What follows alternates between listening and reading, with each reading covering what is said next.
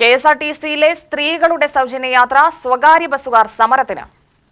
പദ്ധതി നടപ്പാക്കുമ്പോൾ സ്വകാര്യ ബസ് മേഖലയിലെ പ്രതിസന്ധികളെക്കുറിച്ച് സർക്കാർ ചർച്ച ചെയ്തില്ലെന്ന് ബസ് ഓപ്പറേറ്റേഴ്സ് അസോസിയേഷൻ സംസ്ഥാന ജനറൽ സെക്രട്ടറി ടി ഗോപിനാഥൻ കുറ്റപ്പെടുത്തി. സ്വകാര്യ ബസ് മേഖലയെ സർക്കാർ അവഗണിച്ചാൽ സ്വകാര്യ ബസ് സർവീസ് നിലയ്ക്കും. നാളെ തൃശൂരിൽ സ്വകാര്യ ബസ് ഉടമ അസോസിയേഷൻ യോഗം ചേരുമെന്ന് ഗോപിനാഥൻ അറിയിച്ചു. 10,000-ഓളം ബസ്സുകൾ സർവീസ് നടത്തുമ്പോൾ 5,000 കോടി രൂപ ഈ സംസ്ഥാന സർക്കാരിന്റെ നമ്മൾ ഈ നാട്ടിൽ ഇൻവെസ്റ്റ് ചെയ്തിട്ടുള്ള സംരംഭകരാണ്.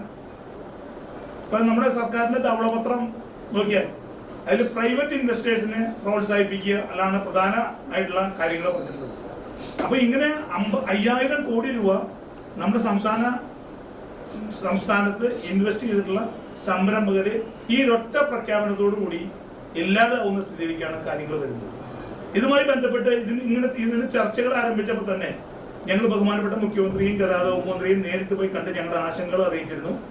ഞങ്ങളുടെ ആശങ്കകൾ അറിയിച്ചപ്പോൾ ഞങ്ങൾ ഈ സ്വകാര്യ ബസ് വ്യവസായം നമ്മുടെ സംസ്ഥാനത്തെ ഗതാഗത മേഖലയിൽ വഹിക്കുന്ന പങ്ക് ഒഴിച്ചുകൂടാനാവാത്തതാണെന്നും അതുകൊണ്ട് നിങ്ങളെ ബുദ്ധിമുട്ടിക്കുന്ന തരത്തിലൊരു തീരുമാനം സർക്കാരിന്റെ ഭാഗത്ത് ഉണ്ടാവില്ലെന്നും നിങ്ങൾക്കും ഇതിലൊരു പ്രധാനപ്പെട്ട ഭാഗം ഉണ്ടാവും, നിങ്ങൾക്ക് വലിയ ആശങ്കകൾ വേണ്ടാവും, നിങ്ങളുടെ കാര്യവും പരിഗണിക്കാമെന്ന് ഞങ്ങളോട് പറഞ്ഞിരുന്നതാണ്.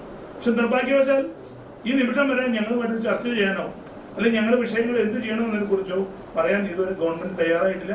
അതുകൊണ്ട് ഞങ്ങൾക്ക് ഈ പ്രഖ്യാപനം ഉണ്ടായാൽ എറണാകുളം മുതൽ തിരുവനന്തപുരം വരെയുള്ള ജില്ലകളിൽ ബസ്സുകൾക്ക് നാളെ മുതൽ ഇത് പ്രഖ്യാപിച്ച അന്ന് മുതൽ തന്നെ ഓടാൻ കഴിയാത്ത, അതിന് പിറ്റേ ദിവസം മുതൽ തന്നെ ഓടാൻ കഴിയാത്ത സ്ഥിതി വരും. ബാക്കി ജില്ലകളിലും അധികം വൈകാതെ തന്നെ ഞങ്ങൾക്ക് ഓടാൻ കഴിയാത്ത സ്ഥിതിയിലേക്കാണ് കാര്യങ്ങൾ എത്തിച്ചേരുക.